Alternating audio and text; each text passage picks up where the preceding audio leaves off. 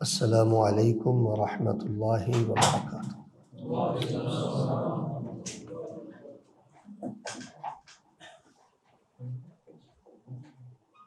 ان الحمد للہ والصلاة والسلام علی رسول اللہ وعلی آلہ وصحبہ اجمعین۔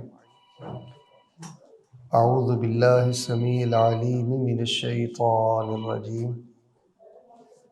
الا بذکر اللہ تطمئن القلوب۔ گرامی قدر سامعین حضرات، دین کی مجلس میں بیٹھنا یہ بہت بڑی سعادت کی بات ہے، اور توجہ سے بیٹھنا یہ باعث رحمت ہے، باعث سعادت ہے اور باعث بخشش۔ تو میں انشاءاللہ الرحمن بڑے ہی اختصار سے ایک بہت اہم پیغام آپ کے پیش خدمت کرنا چاہتا ہوں۔ کوئی رسمی درس نہیں ہے کہ آپ نے سن لیا اور میں نے سنا دیا، ایک فکر ہے جو میں آپ میں منتقل کرنی چاہتا ہوں۔ اور جب کوئی درس فکری ہوتا ہے، منہجی ہوتا ہے، تو اس کے لیے سب سے بڑا کرنے والا کام یہ ہوتا ہے کہ پوری توجہ دی جائے۔ تو میں کوشش کروں گا انشاءاللہ چند منٹوں میں گھنٹوں کی بات کو مکمل کروں، اور میں آغاز میں دعا کرتا ہوں کہ اللہ تعالیٰ آپ کا آنا مبارک فرمائے، اللہ آپ کے مال جان اولاد میں برکت فرمائے، آپ کے خاندانوں میں آپ کے جو پیارے فوت ہو چکے ہیں اللہ تبارک و تعالیٰ جنت میں ان کے درجے بلند فرمائے، اور ہمارا بھی اللہ تعالیٰ ایمان پر خاتمہ کرتے ہوئے اللہ تعالیٰ ہم سب کو بغیر حساب کے اپنی جنت کا داخلہ نصیب فرمائے۔ یہ جو میں نے قرآن مجید کی آیت کا ٹکڑا آپ کے سامنے تلاوت کیا ہے، یہ بڑا قابل توجہ ہے۔ اللہ تبارک و تعالیٰ ارشاد فرماتے ہیں الا خبردار۔ یہ سادہ لفظوں میں آپ ایسے سمجھ لیں کہ اللہ تعالیٰ مجھے اور آپ کو کہہ رہے ہیں کہ تھوڑا سا سنبھل جاؤ، دائیں بائیں دیکھنا بند کر دو، باتیں کرنا بند کر دو۔ سادہ ترجمہ یہ ہے اللہ کا کہ موبائل بند کر دو، اور ذہن اگر دائیں بائیں کہیں گھوم رہا ہے تو اس کو ذرا حاضر کر لو۔ یہ معنی ہے اللہ کا جو اللہ تعالیٰ نے قرآن میں استعمال کیا، اور اکثر سامعین کو یہ معنی سمجھ نہیں آتا۔ میں بڑی بڑی کانفرنسوں میں جاتا ہوں تو بس وہاں ہنسی مذاق موبائل دائیں بائیں، یعنی جو ایک تشخص ہوتا ہے نا درس کا، وہ بڑا بری طرح پامال کیا جاتا ہے۔ تو اللہ تبارک و تعالیٰ نے یہ لفظ الا کے ساتھ اگلے ٹکڑے کا ذکر کیا، فرمایا خبردار، توجہ کریں، سنبھل جائیں، بڑی خاص بات ہے۔ ٹھیک ہے اللہ تعالیٰ جی، سنبھل گئے، کان کھڑے کر لیے، آپ کیا کہنا چاہتے ہیں؟ فرمایا الا خبردار، متوجہ ہو جائیں، بذکر اللہ تطمئن القلوب۔ اگر آپ کو دنیا میں سکون نام کی کوئی چیز چاہیے تو وہ تمہیں اللہ تعالیٰ کی یاد میں ملنی۔ اس میں نا خطا کھانا، شراب، زنا اور بے رحروی، آوارگی، ان چیزوں میں آپ کو سکون نہیں ملے گا۔ اگر آپ کو سکون چاہیے تو اللہ تعالیٰ نے کہا وہ میری یاد میں۔ اب اللہ کی یاد کیا ہے؟ پلیز بڑی محبت سے ذرا سنیں۔ اللہ کی یاد کیا؟ کہ ہمارا اللہ ہے، زندہ ہے، دیکھتا ہے، سنتا ہے، ہمارا اس نے حساب کرنا ہے، ہم نے مر جانا ہے، اس کی بارگاہ میں چلے جانا ہے۔ ہمارے اللہ نے ہمارا نتیجہ آؤٹ کر کے ہمارے دائیں یا بائیں ہاتھ میں اعمال نامہ ہمارا پڑھا دینا۔ تو فرمایا ان چیزوں کو یاد کیا کرو کہ میں ہوں، میں زندہ ہوں، میں سنتا ہوں، میں دیکھتا ہوں، میں نے ایک نظام بنایا ہوا ہے۔ تو جو میری یاد میں کھو کر رہتا ہے وہ جس قدر زیادہ میری یاد میں اترتا جاتا ہے، اللہ تعالیٰ فرماتے ہیں ہم اس بندے کو اس قدر زیادہ سکون کے خزانے عطا فرما دیتے ہیں۔ اچھا جی، میں نے بڑا سروے کیا ہے، میں نے دیکھا ہے کہ تمام خرابیوں کی جڑ جو ہے نا وہ یہ ہے کہ ہمیں پتہ ہی نہیں کہ اللہ کی یاد ہے کیا۔ ہم صرف رٹے کے سبحان اللہ الحمدللہ، رٹے کی نماز، رٹے کا قرآن، اس کو ذکر سمجھتے ہیں، جبکہ ایسا نہیں ہے۔ اگر آپ دلی اطمینان چاہتے ہیں تو دلی سکون چاہتے ہیں تو آپ یہ جو ہے نا ذکر، اس کو سیکھنا شروع کریں، سمجھنا شروع کریں، اس کے معنی پر غور کریں، اس کے مطالب پر غور کریں، اس کے مفہوم پر غور کریں۔ عقیدے کی بھی اس میں اصلاح ہے، معاشرے کی بھی اس میں اصلاح ہے۔ یقین کریں اس بندے میں ہر قسم کی برائی ہوتی ہے جس بندے کو اللہ تعالیٰ کے ذکر کی سمجھ نہیں ہوتی، اور جس بندے کو اللہ تعالیٰ کی یاد اور اللہ تعالیٰ کے ذکر کی پہچان ہوتی ہے اس بندے میں ہر قسم کی خیر ہوتی ہے۔ تو رسول پاک علیہ الصلوۃ والسلام نے حضرات صحابہ کرام رضوان اللہ علیہم اجمعین کی زندگیوں میں جو انقلاب پیدا کیا تھا وہ ذکر کے ساتھ کیا تھا۔ اسی لیے فرمایا اذکروا اللہ ذکرا کثیرا لعلکم تفلحون۔ کامیابی نام کی کوئی چیز چاہیے تو پھر بہت زیادہ ذکر کیا کرو۔ پہلے فرمایا اگر سکون چاہیے تو بہت زیادہ ذکر کیا کرو، یہاں فرمایا کامیابی چاہیے تو بہت زیادہ ذکر کیا کرو۔ تو میرے پیارے بھائیوں، اس ذکر میں سکون ہوتا ہے جس ذکر کی بندے کو معرفت ہوتی ہے، سمجھ ہوتی ہے کہ رضیت باللہ ربا، کہ میں اللہ کو اپنا رب مان کر خوش ہوں۔ اس کا معنی کیا ہے؟ اگر بندے کو اتنا ٹکڑا سمجھ آ جائے نا، میری طرف دیکھنا، زندگی کے سارے مسائل حل ہو جاتے ہیں۔ یہ ہے جو اللہ نے کہا ہے نا الا بذکر اللہ تطمئن القلوب، خبردار سنبھل جاؤ، سکون چاہیے تو وہ ذکر میں ملنا ہے۔ وہ یہی ذکر ہے جس میں معرفت ہے، جس میں پہچان ہے۔ اب رضیت باللہ ربا میں نے پڑھ تو لیا، لیکن اس کا معنی کیا ہے؟ میرے عقیدے پر اس کا اثر کیا ہے؟ میری اس کے ذریعے تربیت کیا ہے؟ آئیے میں تھوڑی سی اس کی تفصیل کرتا ہوں جو بڑا اصل موضوع ہے۔ رضیت باللہ ربا کا معنی ہے کہ میں اللہ کو اپنا داتا مان کر خوش ہوں، گنج بخش مان کر خوش ہوں، غریب نواز مان کر خوش ہوں، مشکل کشا مان کر خوش ہوں۔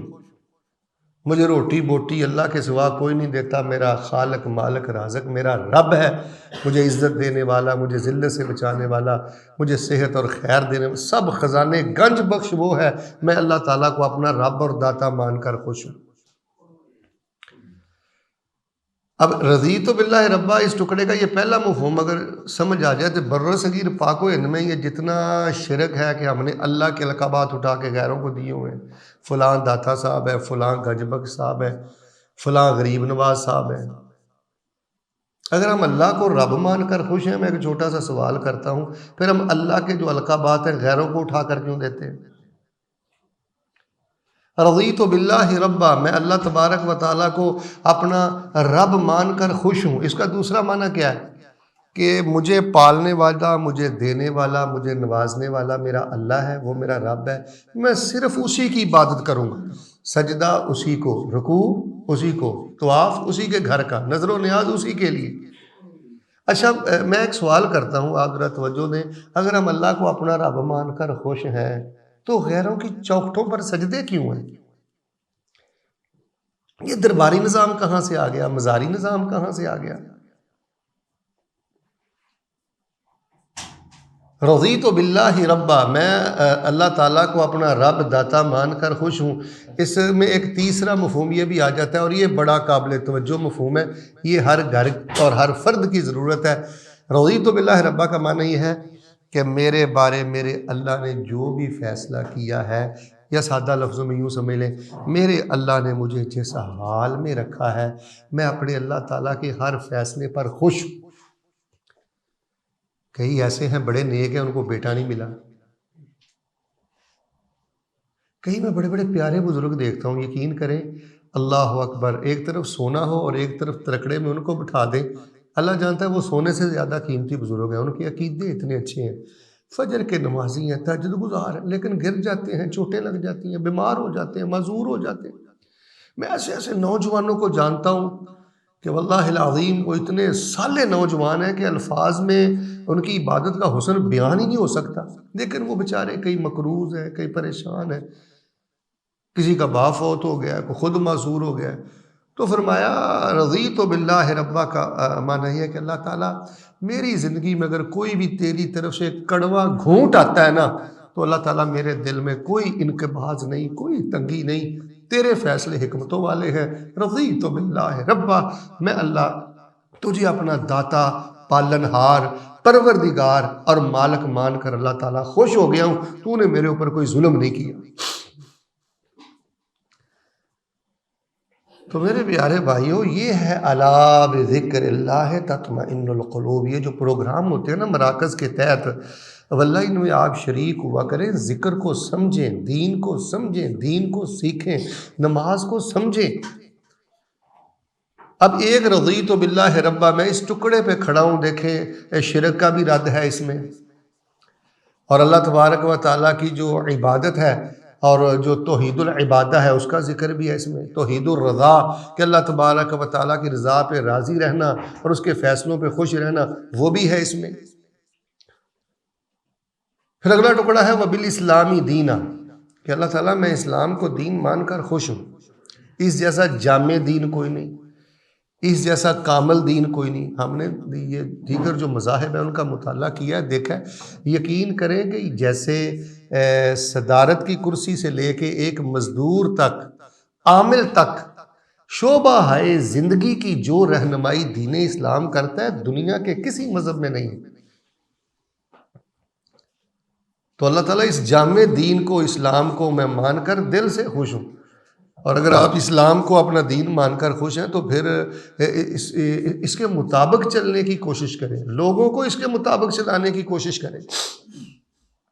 اگر اللہ نہ کرے آپ کو اسلام کی کوئی بات پسند نہیں، مزاج کے پسند نہیں، تو اس کا ٹھٹھا نہ کرے، مذاق نہ اڑائے، اپنی کمی کا اعتراف کرے، جی یہ میری کمی ہے، کوئی نہیں، اللہ تعالیٰ مجھے ہدایت دے دے گا اور آسانی ہو جائے گی۔ اب کئی لوگ مسلمان بھی ہوتے ہیں، وہ اسلامی تعلیمات کا ٹھٹھا بھی کرتے ہیں، مذاق بھی کرتے ہیں۔ چلے میں فخر تو نہیں کہتا کیونکہ یہ اتنا کوئی ممدوح لفظ نہیں ہے، یقین کریں آپ ساری زندگی اس بات کا شکر نہیں ادا کر سکتے کہ اللہ تبارک و تعالیٰ نے آپ کو اسلام جیسا دین عطا کیا ہے۔ اچھا، جس بندے کو اس بات کی خوشی نہیں نا، بس آخری چند منٹ ہیں جی، وہ بھی توجہ سے سن لیں، جس بندے کو اس بات کی خوشی نہیں نا کہ میرا داتا میرا اللہ ہے، میرا رب میرا اللہ ہے اور میرا دین اسلام ہے، جس بندے کو ان خزانوں پہ خوشی نہیں ہے، واللہ العظیم وہ کروڑوں دینار لے کر بھی خوش نہیں، پیسوں سے نہیں بندہ خوش ہوتا۔ یہ تو رسول اللہ صلی اللہ علیہ وآلہ وسلم کی واضح حدیث ہے کہ مال جتنا بڑھتا جائے گا بندے کی ازمائش بھی اس قدر زیادہ، جیسے جیسے انسان میں فراخی آتی ہے، مائنڈ نہ کرنا، کبر کے چانسز بڑھ جاتے ہیں کہ یہ متکبر ہو جائے گا، یہ بدتمیز ہو جائے گا، یہ بد لحاظ ہو جائے گا۔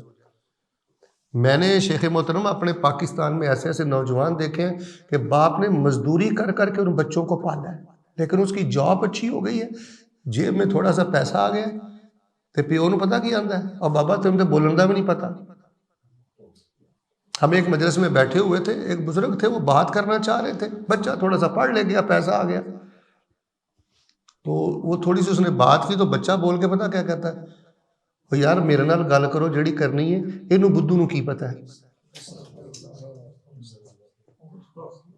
میں نے انسانی شکل میں پیسہ آنے کے بعد خون خار درندے دیکھے ہیں، خون خار درندے، بہنوں کا جینا حرام، کمزور بھائیوں کا جینا حرام۔ خیر یہ تو ایک ضمناً بات آ گئی ہے، پیسے نہیں، بندہ پیسے سے نہیں سراب ہوتا۔ خوشی یہ ہے کہ الحمدللہ ہم اللہ کو رب مان کر خوش ہیں، ہم اللہ کے ساتھ شرک نہیں کرتے۔ واللہ اس نعمت پر اللہ کا شکر ادا کریں، آپ اللہ کے ساتھ شرک نہیں کرتے۔ اتنی بڑی گندگی ہے یہ شرک، اور بر صغیر پاک و ہند کی ہر گلی میں یہ شرک کے اڈے موجود ہیں، اور اس غلاظت والے ماحول سے اللہ نے ہمیں اٹھا کر عقیدہ توحید کی غیرت دے دی ہے اور اپنی حب دے دی ہے۔ اس دنیا میں اس سے بڑا کوئی خزانہ نہیں ہے، خوش ہو جائیں اس پر۔ اگر آپ کی کوئی بات نہیں بھی اللہ کے ہاں مانی جاتی تو اس میں ہزار حکمتیں ہیں۔ آپ کو پتہ ہے بعض روایات میں ہی آتا ہے، اختصار کے پیش نظر میں حوالہ جات کی طرف نہیں جاتا، کل قیامت کے دن جب ازمائش والے بندوں کو اللہ رتبے دے گا نا، بڑی قابل توجہ بات جی، آزمائش والے بندوں کو جب اللہ رتبے دے گا نا، ازمائش کیا ہے؟ مقروض ہے، بیمار ہے، کوئی بیٹی معذور ہے، بچہ معذور ہے، خود کو کوئی پرابلم ہے، کئی تکلیفیں ہوتی ہیں۔ آزمائش تکلیف والے لوگوں کو جب اللہ رتبے دے گا نا، تو پھر بندہ یہ خواہش کرے گا، یا الہ العالمین اگر میری تکلیف پر صبر کی وجہ سے تو نے اللہ تعالیٰ مجھے اتنا آج نوازنا تھا تو مجھے باقی نعمت بھی نہ دیتا، مجھے تکلیف میں رکھتا، میں صبر کا خزانہ لے کے تیری بارگاہ میں پہنچ جاتا۔ فرمایا سجدے کر کے، نمازیں پڑھ کے، نفل پڑھ کے، روزے رکھ کے بندہ وہ رتبہ نہیں پا سکتا جو رتبہ بندے کو اس وقت نصیب ہوتا ہے کہ وہ بالکل ٹھیک ٹھاک ہے، اندر سے بھی پاک ہے، باہر سے بھی پاک ہے، پھر بھی نہ چاہتے اس کی زندگی میں ایسے معاملے ہو جاتے ہیں، لیکن وہ کہتا ہے رضیت باللہ ہے۔ بندہ اللہ کو اپنا رب مان کے خوش ہو جائے، زندگی کے سارے مسئلے حل ہو جاتے ہیں۔ دیکھیں جی، میں آپ کو ایک بات بتاتا ہوں، یہ بھائی صاحب میرے سامنے بیٹھے ہوئے ہیں، ٹھیک ہے، اگر مجھے پتہ بھی ہو کہ یہ صاحب ثروت ہے، اچھی عہدے پہ ہے، اچھا پیسہ ہے، تو میں ان کو اپنا باس مان کے خوش ہو جاتا ہوں۔ اچھا، ایک بندہ اپنے دنیا کے معمولی باس کو مان کر تو خوش ہو گیا، تو یار ہم رب العالمین کو اپنا رب مان کر ہی خوش نہیں ہوئے۔ وہ ایک ملازم تھا، چوکی دار تھا، ٹھٹرتی ہوئی سردی تھی تو وہ باہر دروازے پہ بیٹھا ہوا تھا، اس نے کمبل وغیرہ بھی کوئی نہیں اوڑھا تھا، جیکٹ وغیرہ بھی نہیں پہنی تھی۔ ایک راہگیر کا وہاں سے گزر ہوا تو اس نے کہا اتنی سردی ہے، تیرے اوپر کمبل بھی نہیں ہے اور کچھ چادر بھی نہیں ہے، تو تیرے مالک کو تیری فکر کوئی نہیں کہ تجھے کوئی سویٹر دے دے، جیکٹ دے دے، چادر دے دے؟ جملہ سننا۔ وہ کہنے لگا جی نہیں، اس کو میری بڑی فکر ہے، اس نے اس کے باوجود نہیں دیا، یقیناً اس میں کوئی حکمت ہوگی۔ تو وہ چیخ مار کے رو پڑا، کہنے لگا کہ ایک چوکی دار اپنے مالک پہ جو دنیا کا عارضی مالک ہے اس پر اتنا خوش ہے تو میں اپنے اللہ کے گلے کیوں کرتا ہوں؟ تو میرے پیارے بھائیوں، یہ جو میں نے شروع میں آیت پڑھی ہے نا، الا بذکر اللہ تطمئن القلوب، خبردار لوگوں کہیں پھسل نہ جانا۔ آوارہ عورتوں میں سکون نہیں ہے، شراب میں سکون نہیں ہے، آوارگی میں سکون نہیں ہے، دنیا داری میں سکون نہیں ہے، سب سکون یہ قرآن میں ہے، قرآن کے سمجھنے میں ہے، ذکر کے سمجھنے میں، نماز کو سمجھو، نماز میں اترو۔ کیوں ساری ساری رات اللہ کے رسول علیہ السلام نماز میں روتے تھے، ایک ایک رکعت میں روتے تھے؟ پوری معرفت تھی نبی علیہ السلام کو۔ تو اللہ تعالیٰ ہم آپ کو اپنا رب مان کر خوش ہے، اسلام کو اپنا دین مان کر خوش ہے۔ اچھا، تیسرا جملہ کیا ہے؟ وَبِمُحَمَّدٍ نَبِيًّا، صلی اللہ علیہ وآلہ وسلم، ہم حضرت محمد صلی اللہ علیہ وآلہ وسلم کو اپنا نبی مان کر اگر خوش ہیں تو پھر ہمیں نبی علیہ السلام کو اپنا آئیڈیل سمجھنا چاہیے۔ مجھے آپ بتائیں، یہ جو آمدی حضرات خود کو کہتے ہیں، مرزئی قادیانی حضرات ہیں، امان در سے مجھے بتائیں، اگر یہ رسول اللہ صلی اللہ علیہ وسلم کو اپنا نبی مان کر خوش ہوتے تو مرزا قادیانی کو نبی بناتے؟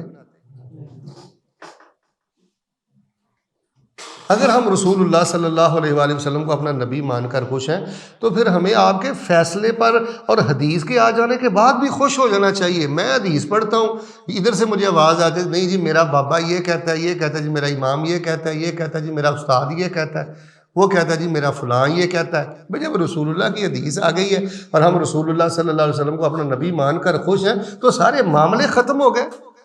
وہ پرانا دور تھا، دیکھیں جی، جدید وسائل نہیں تھے، کسی ایک صحابی کے پاس یا کسی ایک تابعی کے پاس، کسی ایک ولی کے پاس، محدث امام کے پاس یہ پورے کا پورا دین نہیں پہنچ سکا۔ کچھ حدیث پہنچی ہیں، کچھ حدیث نہیں پہنچ سکی۔ تو اگر کوئی ان کا مسئلہ، اگر ان کا کوئی فتویٰ آج ایک صحیح حدیث کے مقابلے میں ہے تو وہاں ہم کہیں کہ نہیں میں حدیث کی طویل کروں گا، میرے امام کی بات غلط نہیں ہو سکتی، تو مجھے بتائیں میں رسول اللہ صلی اللہ علیہ وسلم کو اپنا نبی مان کر خوش ہوا؟ یعنی فرقہ وریت کا حل بھی اس ذکر میں موجود ہے۔ بھئی رٹے کے ذکر سے نہ عقیدہ ملتا ہے، نہ فرقہ وریت ختم ہوتی ہے، نہ جھگڑے ختم ہوتے ہیں۔ اگر ہم رسول اللہ صلی اللہ علیہ وآلہ وسلم کو اپنا نبی مان کر خوش ہیں تو ایک سوال میں آپ سے کرتا ہوں کہ آج کے دن آپ غور فرمائیں، آپ نے ماشاءاللہ تبارک اللہ کتنی ہزار دفعہ رسول پاک علیہ السلام پر درود شریف پڑھا؟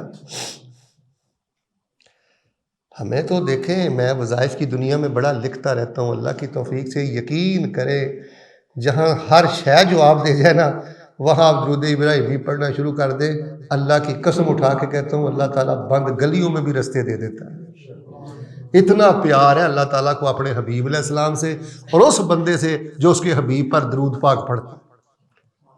اللہ تعالیٰ 10 درجے بلند کرتا ہے، وہ معروف حدیث ہے، نیکیاں عطا کرتا ہے، گناہ معاف کرتا ہے۔ اللہم صلی علی محمد وعلی آل محمد، اتنا بھی پڑھ لیں۔ اللہم صلی علی محمد، یہ بھی ٹھیک ہے۔ اللہم صلی علی محمد وعلی آل محمد، یہ سنن نسائی میں آتا ہے، اتنا ٹکڑا بھی ٹھیک ہے۔ اور اگر آپ پورا درود ابراہیم نہیں پڑھتے رہے تو پھر تو سبحان اللہ، ماشاء اللہ۔ تو میں اصل میں بنیادی طور پہ شروع میں نے ایک جملہ بولا تھا کہ آج کا میرا درس یہ رسمی درس نہیں ہے۔ اب آخری جملے ہیں، تھوڑی سی توجہ دیں کہ میں نے درس دے دیا، آپ نے درس سن لیا، بات ختم ہو گئی۔ یہ ایک فکر ہے کہ اپنے بچوں کو آپ معرفت والی نماز دے کے جائیں، معرفت والا قرآن دے کے جائیں، معرفت پہچان والا ذکر دے کے جائیں گھر جا کے پتہ کریں۔ بچوں کو نہیں پتہ کہ لا حول ولا قوت الا باللہ کا کیا مطلب ہے۔ گھر جا کے پتہ کریں، بچوں کو نہیں پتہ والعادیات ضبحا فالموریات قدحا فالمغیرات صبحا۔ سورۃ العادیات کا بھی نہیں ترجمہ آتا۔ تو اگر ہم معاشرے میں انقلاب چاہتے ہیں، معاشرے میں بہتری چاہتے ہیں، تو شور شرابے سے نہیں بہتری آتی۔ جو کچھ ہی ہمارے برِ صغیر پاک و ہند میں ہو رہا ہے، ایسے نہیں بہتریاں آتی۔ انفرادی اصلاح سے اللہ تعالیٰ ایک صالح معاشرہ کھڑا کر دیتا ہے۔ اور یقین کرے کہ عقیدے کی اصلاح، معاشرے کی اصلاح، فرد کی اصلاح اور جماعت کی اصلاح، یہ اللہ تعالیٰ کی ذکر کی معرفت اور اس کی پہچان کے بعد ہے۔ صالح معاشرہ تبھی تیار ہوتا ہے جب اللہ تعالیٰ کی معرفت اور پہچان بندے کے دل میں اترے۔ تو فرمایا الا بذکر اللہ تطمئن القلوب، خبردار توجہ کر لو، بھٹک نہ جانا، شیطان کے ہتھے نہ چڑھ جانا، کہیں سے تمہیں سکون نہیں ملنے والا۔ سکون نام کی اگر چیز ملے گی تو اللہ فرماتے ہیں میری یاد میں ملے گی، میرے ذکر میں ملے گی۔ اسی طرح آپ ہر ذکر کے ترجمے پر غور کریں، معانی پہ غور کریں۔ الحمدللہ میرے سینکڑوں موضوعات ہیں اس حوالے سے یوٹیوب پر، وہ سنتے رہیں۔ دیگر علماء کرام کے ایک ایک چیز کو سمجھیں اور سیکھیں۔ اور ابھی شاید کہ انشاءاللہ رمضان المبارک بھی قریب ہے، کوشش کریں کہ جہاں آپ رمضان المبارک میں قرآن شریف کی صرف تلاوت کرتے ہیں، صرف نفل پڑھتے ہیں، قرآن مجید کی رمضان المبارک میں ایک چھوٹی سی اپنی ڈائری بنا لیں، قرآن ڈائری۔ اس قرآن ڈائری میں آپ اذا جاء نصر اللہ والفتح ورأیت الناس يدخلون فی دین اللہ افواجا فسبح بحمد ربک واستغفر انہ کان توابا، یہ اس کا لفظی معنی ہے، یہ اس کا مفہوم ہے، یہ اس صورت نے مجھے میسج دیا ہے۔ اپنی قرآن ڈائری بنائیں، اذکار ڈائری بنائیں، چلے زیادہ نہیں تو کم از کم جو انبیاء کی دعائیں ہیں نا، انبیاء کی دعاؤں کی اپنی ڈائری بنائیں، گھر میں لکھا کریں۔ یہ گھر میں نشانات چھوڑ کے جائیں، بھئی ٹی وی نہ چھوڑ کے جائیں، مہنگے موبائل نہ چھوڑ کے جائیں، یہ تو برباد کر دیں گے چیزیں نسلوں کو۔ سوشل میڈیا نہ گھر میں چھوڑ کے جائیں، صرف یہ چیزیں چھوڑ کے جائیں۔ آپ تھوڑی سی اگر توجہ کریں نا، اصل میں بتانا یہ چاہتا ہوں، جو ساتھی فیملی سمیت یہاں رہتے ہیں وہ بھی کوشش کریں، جن کی فیملی پیچھے پاکستان یا انڈیا کہیں اور ہے۔ اب تھوڑی سی توجہ کر کے، جو بچی آپ کی بیچلر ہے، ایف اے ہے، میٹرک ہے، مڈل اس نے کیا ہوا ہے، اس کو کہو بیٹے میں آتے ہوئے آپ کے لیے خاص تحفہ لے کر آؤں گا، میرے بیٹے نے روزانہ ایک سورت کا ترجمہ لکھنا ہے اور اس پہ غور کرنا ہے، اور بیٹے تو نے مجھے بتانا ہے کہ اس میں اللہ تعالیٰ نے ہمیں کیا پیغام دیا ہے، اللہ کیا کہتا ہے اور ہم کیا کر رہے ہیں۔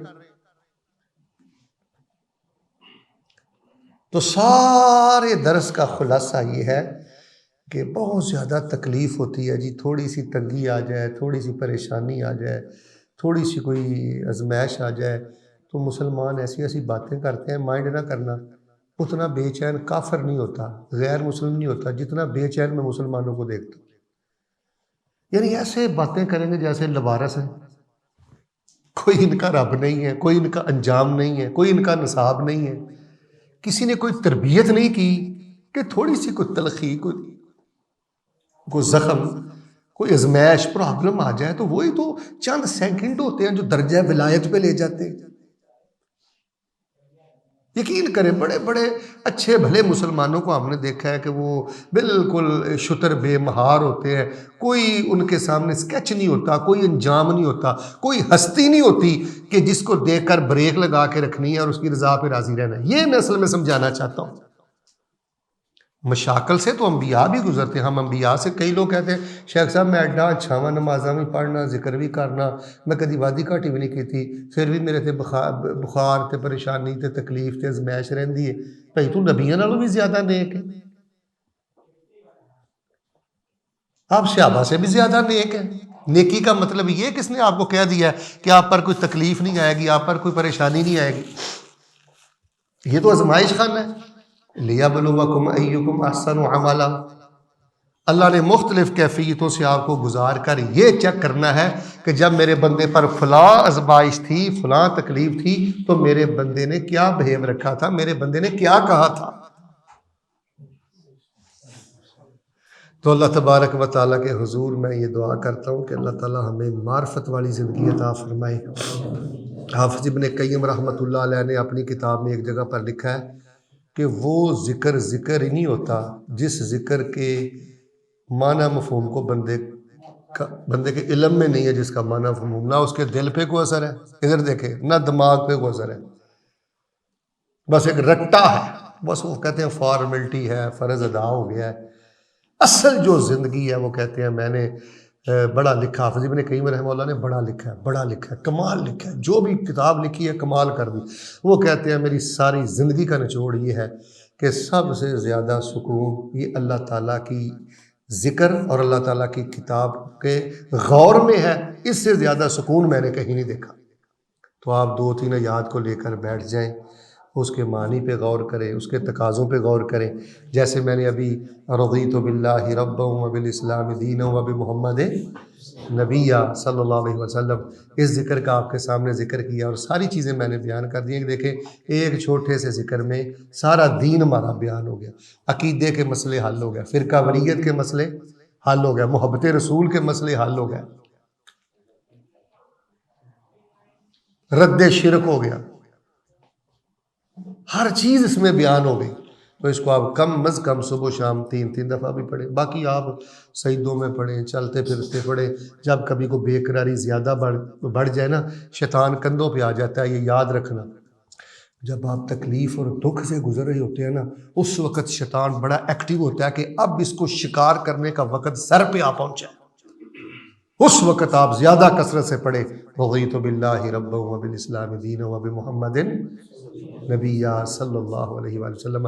ایک دفعہ سارے بھائی ذرا مجھے پڑھ کے سنائیں.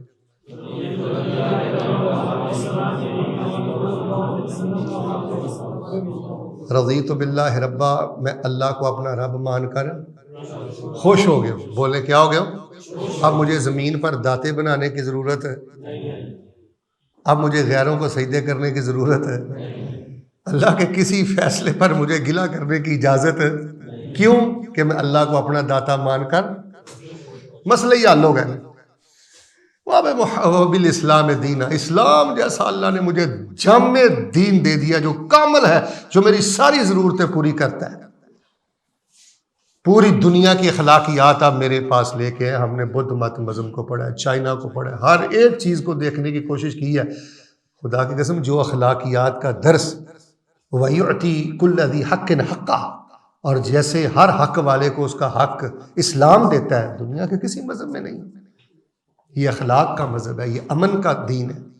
تو میں اللہ اسلام کو اپنا دین مان کر خوش ہو گیا ہوں, اور میں حضرت محمد صلی اللہ علیہ وسلم کو اپنا نبی مان کر اب مجھے کسی نبی کی ضرورت نہیں ہے, کسی اور چیز کی حاجت نہیں ہے. ہمارے اسلاف میں سے بعض بزرگ ایسے بھی تھے, وہ صبح سویرے اٹھ کر جب اللہ کا شکر ادا کرتے تھے نا, تو بعض یہ بھی دعا کیا کرتے تھے, الحمدللہ الذی جعلنی من امت محمد صلی اللہ علیہ وسلم. اللہ تیری مہربانی, اللہ تیرا شکریہ, تو نے مجھے حضرت محمد صلی اللہ علیہ وآلہ وسلم کی امت میں پیدا فرمایا. آپ نے فرمایا تم 70ویں امت ہو, اور تم سے پہلے 69 امتیں گزر گئی ہیں. ہمارا نمبر کون سا ہے؟ 70ویں امت ہو, تم سے پہلے 69 امتیں گزر گئی ہیں. اللہ اکبر. اور اگلا ٹکڑا دیکھیں اور اپنا کردار دیکھیں. فرمایا تم سے پہلے 69 امتیں گزری ہیں, تم 70ویں امت ہو, لیکن کمال کی بات یہ ہے اللہ تعالیٰ تم سے پیار بھی سب امتوں سے زیادہ کرتا ہے, اور اللہ تعالیٰ تمام امتوں سے بڑھ کر عزت بھی تمہاری سب سے زیادہ کرتا ہے. تم اللہ کے ہاں زیادہ پیاری امت بھی ہو اور زیادہ عزت والی امت بھی ہو. بس جی ہم نے آخری سانس تک ان چیزوں کی لاج رکھنی ہے. بس بچوں کو معرفت والا ذکر دے کے جائے. میں یہ بتانا چاہتا ہوں معرفت والی نماز دے کے جائے. مائنڈ نہ کرے بچہ اتنا پڑھ گیا جی اتنا پڑھ گیا. لوگ بڑی چھاتی چوڑی کر کے کہتے ہیں جی میرا بچہ جی اور ڈاکٹریٹ کی ڈگری اس نے لے لی. اور بھائی نماز کا ترجمہ کبھی سنا ہے؟ 30ویں پارے کا ترجمہ کبھی سنا ہے؟ رات کو گھر میں ماحول بنایا کرے. اگر آپ کی فیملی اگر ادھر ہے تو بیٹے مجھے آپ آیت الکرسی کا ترجمہ سناؤ. اب تو ایموں پر لمبی لمبی باتیں چلتی ہیں جی حضرت. کبھی ہم نے اپنی بیٹی سے آیت الکرسی کا ترجمہ سنا؟ جنہوں نے سننا ہے. کبھی اپنی بہن کے ساتھ ایسا ہم نے ماحول بنایا اپنی بہن کو کہا کہ مجھے آج سورۃ البقرہ کی آخری 2 آیتوں کا ترجمہ یاد کر کے سناؤ. اپنی رشتہ داریاں یہ اس کو آپ دینداری میں بدلیں. ہمارے کندھوں پر بہت بڑا بوجھ ہے دین کی خدمت کے حوالے سے. ہم اللہ کی زمین پر حجت ہیں. کیوں کہ کھرا دین ہمارے پاس ہے. اور اس وقت سب سے زیادہ اگر کوئی سنبھالنے والی چیز ہے نا, میرا آخری جملہ سن لیں, نہ چاہتے ہوئے بات لمبی ہو گئی ہے, سب سے زیادہ سنبھالنے والی اگر کوئی چیز ہے نا وہ پیسہ نہیں ہے. اولاد کو سنبھالیں, اپنی اولاد کے عقیدے کو سنبھالیں, اخلاق کو سنبھالیں, کردار پیش کریں, گھروں میں عملی کردار پیش کریں. چیخنے چلانے سے انقلاب نہیں آتا. رضینا باللہ ربا وبالاسلام دینا وبمحمد نبیا صلی اللہ علیہ وآلہ وسلم. اللہ ہم آپ کو اپنا رب مان کر خوش ہیں, اسلام کو ہم اپنا دین مان کر, اور حضرت محمد صلی اللہ علیہ وآلہ وسلم کو اللہ تعالیٰ کا آخری نبی اور رسول مان کر. اور آخر میں اللہ تعالیٰ ہمیں ایک التجا کرتے ہیں, اگر یہ التجا آپ کو پسند ہے تو آمین کہنا. اللہ تعالیٰ تیری عزت کی قسم ہے, دل سے ہم یہ انشاءاللہ بات کہتے ہیں کہ ہم تجھے اپنا رب مان کر خوش ہیں. ہمارے دل میں کوئی گلا شکوہ نہیں کہ ہے جی لا گلا تھا ولا شکوہ تھا. اللہ جیسا آپ نے رکھا ہے, تھوڑا دیا ہے زیادہ دیا ہے, جو بھی کیا ہے کوئی گلا شکوہ نہیں. ہم خوش ہیں, اسلام کو دین مان کے خوش ہیں. اللہ تیری مہربانی, تو نے ہمیں مسلمان گھرانے میں پیدا کیا, اور حضرت محمد صلی اللہ علیہ وسلم کو یا اللہ ہم آخری نبی مان کر خوش ہیں. آخر میں ہم مزدور تو اس سے یہ مزدوری مانگتے ہیں. اللہ تو بھی ہم سے خوش ہو جائے. اللہ تو بھی ہمیں اپنی خوشی کے خزانے نصیب فرما دے. اللہ ہمارے گناہوں کو معاف فرما دے, ہماری کوتاہیوں کو معاف فرما دے. جیسے یہاں دین پہ تو نے اکٹھا کیا ہے, حشر والے دن رسول اللہ کے جھنڈے تلے اللہ اسی طرح اکٹھے فرما دینا. رسول پاک علیہ السلام کے ہاتھوں حوض کوثر نصیب فرما دینا, اور بغیر حساب کے اللہ پاک ہمیں جنت نصیب فرما دینا. میں مرکز الفرقان اور خصوصی طور پہ مظفر میر صاحب حافظہ اللہ, ان کی پوری ٹیم کا شکر گزار ہوں. انہوں نے عزت بخشی, آپ سے ملاقات کا بہت اچھا سبب انہوں نے بنایا. اللہ پاک سب کی محنتیں قبول کرتے ہوئے درجہ بدرجہ اللہ پاک سب کو جنت میں اعلیٰ درجات نصیب فرمائے. سبحان ربک رب العزت عما یصفون وسلام علی المرسلین والحمد للہ رب العالمین.